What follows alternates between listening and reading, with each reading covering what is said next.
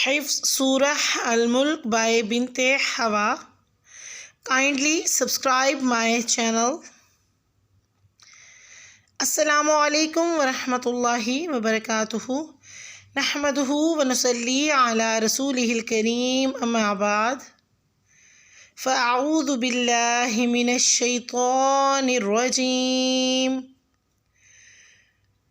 بسم الله الرحمن الرحيم. سورہ الملک، سبق نمبر 7. قل هو الذي ذرأكم في الأرض وإليه تحشرون.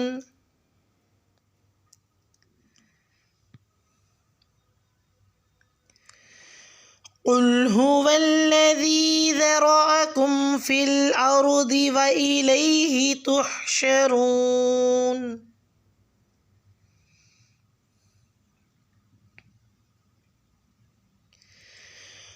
قل هو الذي ذرأكم في الأرض وإليه تحشرون.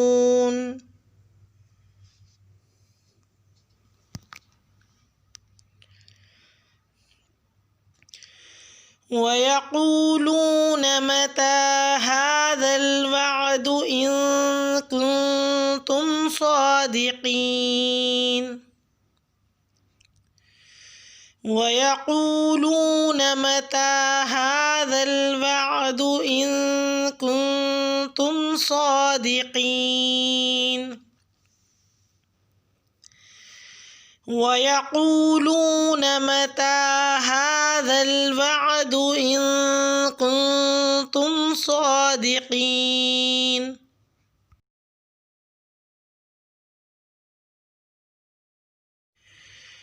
قل إنما العلم عند الله وإنما أنا نذير مبين. قل إنما العلم عند الله وإنما أنا نذير مبين. قل إنما العلم عند الله وإنما أنا نذير مبين. آیات کی وضاحت. جیسا کہ ہر سبق میں ہم آیات کی وضاحت دیکھتے ہیں، آپ سب کو اب تک تو پتہ چل ہی چکا ہوگا کہ ہم آیات کی وضاحت کیوں کرتے ہیں. نیو سبسکرائبر کے لیے ہم آیات کی وضاحت اس لیے کرتے ہیں تاکہ آپ کی تجوید کی غلطیاں درست ہو سکیں. آیت نمبر 24 میں لفظ قل هو الذی میں قاف کو پر اور دال کو نرمی سے ادا کریں. ذرأکم میں دال کو نرمی سے ادا کریں. والارض میں ضاد کو پر یعنی موٹا ادا کریں. ضاد پڑھیں یا ضاد پڑھیں، دونوں صورتوں میں اس کو پر یعنی موٹا پڑھنا ہے.